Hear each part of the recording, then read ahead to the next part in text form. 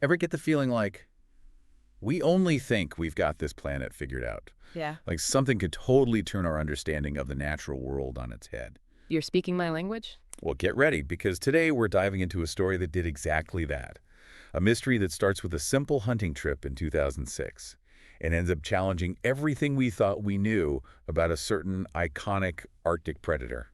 Okay, you've definitely piqued my curiosity. Let's hear it. Picture this: a remote island way up in the Arctic Circle. An American hunter, we'll call him Jim, bags what he believes is the prize of a lifetime, a polar bear. Dream hunt, right. Except when the Inuit guides get a closer look, let's just say they're skeptical. They must have been like, hold on a second, something's not right here. Exactly. These guides, they know these waters, they know these animals, and something about this bear just felt off. It's like their ancestors were whispering through them, bringing up all those ancient stories about the black shaman and these mysterious creatures blending into the snowy landscape. Generations of knowledge right there. It's a powerful reminder that sometimes traditional ecological knowledge, passed down through generations, holds insights that even modern science can learn from. Totally. So this skepticism, it basically forces a full-on scientific investigation. DNA testing, the whole 9 yards. They had to figure out what this bear really was. And what did they find? Well, the DNA results. Let's just say they threw a curveball. Didn't quite line up with any known polar bear population. Like, at all. And as if that wasn't enough, the taxidermist who examined the animal, he was totally thrown off too. This wasn't just some rookie either. This guy, he'd handled hundreds of bears. So what did he see? He said the neck was too long for a polar bear. The claws. Not quite grizzly bear, not quite polar bear either, like a weird mix. They're hybrid, maybe? That's exactly where everyone's minds were going, Mm. especially when they looked at what they found in his stomach. I mean, yeah, there were seal remains, classic polar bear diet, but also ground squirrels. Way more common for a grizzly bear. It's like this bear was caught between two worlds. Talk about a biological puzzle. You got it. It was like trying to fit together pieces from two different jigsaw puzzles. Yeah. Scientists were baffled. Could this really be a hybrid? A Grolar bear? That's wild, but you have to admit, the idea that these two iconic species, polar bears and grizzly bears, could actually interbreed and produce viable offspring, that's major. Right. It totally upended what everyone thought they knew about these animals. But you know, it's interesting, this whole hybrid bear thing, it wasn't just some random fluke of nature. Okay, now you're really making me nervous. What else is there? To understand what was really going on, they had to look at the bigger picture, the changing environment of the Arctic. Scientists had been tracking both polar bears and grizzlies, you know, those GPS collars. Right, to monitor their movements and understand their ranges. Well, the data started showing something really alarming. As the Arctic was warming up, sea ice, which polar bears need for hunting, it was melting at an alarming rate. And grizzlies, they were venturing further north, basically moving into what used to be polar bear territory. It was like a recipe for disaster. Two apex predators, forced to compete for dwindling resources in a rapidly changing environment. Talk about a recipe for conflict. And conflict there was. An Inuit guide even reported seeing a male grizzly bear chasing a female polar bear and her cubs. Not exactly a heartwarming wildlife encounter. That's intense. So you're saying this desperation, this competition, it could have driven a male grizzly bear to mate with a female polar bear. It's a wild theory, but hey, when you look at the evidence, that Grolar bear didn't seem so far-fetched anymore.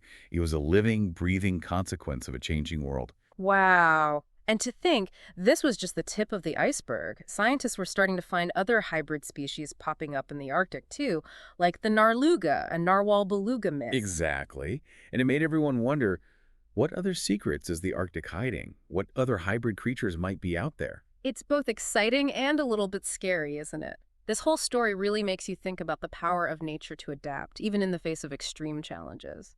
Absolutely. And you know, what's even more fascinating is that this whole hybridization thing, it's not just limited to the animal kingdom. There's some intriguing parallels to this story in our own human lineage as well. So we've got these Grolar bears roaming the Arctic, a testament to the unpredictable ways that nature adapts to a changing world.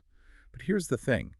This whole idea of hybridization, of species blending together, it's not as unusual as might seem. In fact, it has some pretty deep roots, even in our own human story. That's right. When we look back at our own ancestry, particularly at our distant cousins, the Neanderthals, we see evidence of hybridization playing a significant role in human evolution as well. Okay, now Neanderthals, they've always had this kind of mysterious, almost mythical aura around them, the classic caveman image, right? But how does hybridization fit into their story?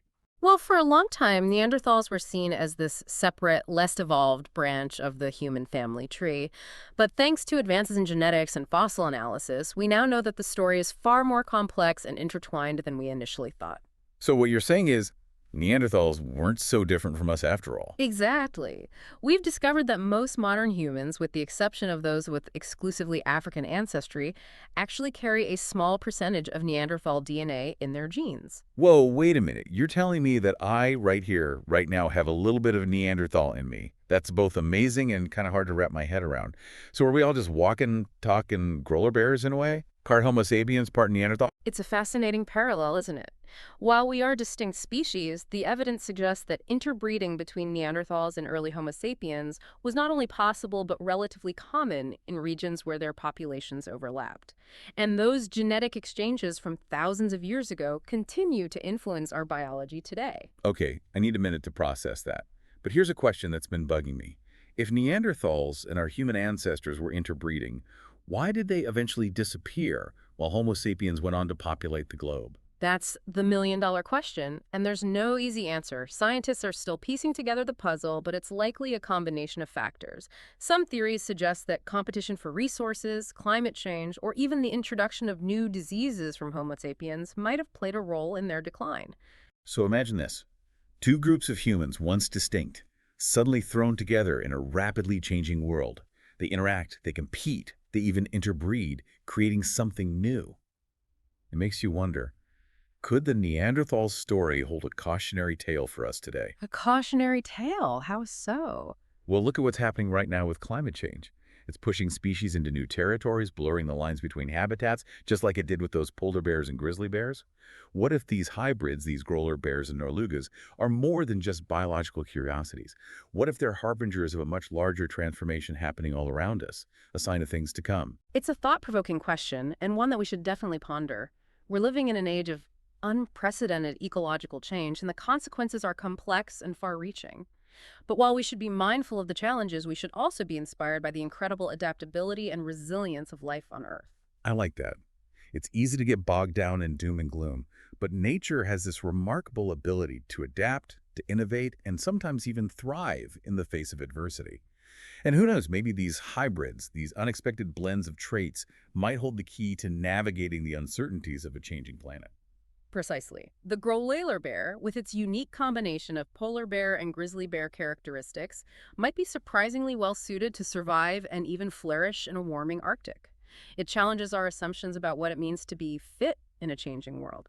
It's like nature is constantly experimenting, trying out new combinations, seeing what works. This whole story has really opened my eyes to the power of adaptation and the incredible resilience of life itself. But let's take a quick break and then come back to explore what this all means for us.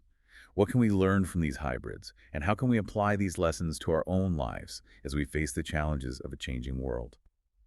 And we're back, diving right back into this incredible world of hybrid creatures and what their existence means for our understanding of evolution and our changing planet. You know, it's easy to get caught up in the doom and gloom of climate change, but I think this story, this unlikely tale of the Grolar Bear, offers a glimmer of hope, a reminder that nature has this incredible capacity for adaptation. I'm with you on that. It's like, yeah, things are changing, and not always for the better. But life, it finds a way. These hybrids, they're like living proof of that. Exactly. They challenge our traditional notions of what a species is, how it's defined. The lines, they're not so clear-cut anymore. It's almost like nature saying, hey, those old rules, they don't always apply anymore. We're in uncharted territory now. And in this uncharted territory, who knows what amazing adaptations might emerge? It makes you wonder, what else is out there just waiting to be discovered? Right. It's humbling, in a way. We share this planet with all these creatures, and we're only just beginning to scratch the surface of their secrets. But it's also inspiring. I couldn't agree more. The Grolar Bear and these other hybrids, they're like messengers from a future we can't fully predict. They're telling us that change is inevitable, but so is adaptation. And that amidst the challenges, there's always hope. Hope. I like the sound of that. And I think that's the perfect note to end on. This deep dive into the world of the Grolar Bear has taken us on an incredible journey from the frozen Arctic to the very heart of what it means to be alive on a changing planet. It's been an eye-opening exploration, that's for sure. Absolutely. And for everyone listening, keep exploring, keep asking questions, and never underestimate the power of nature to surprise us. Until next time.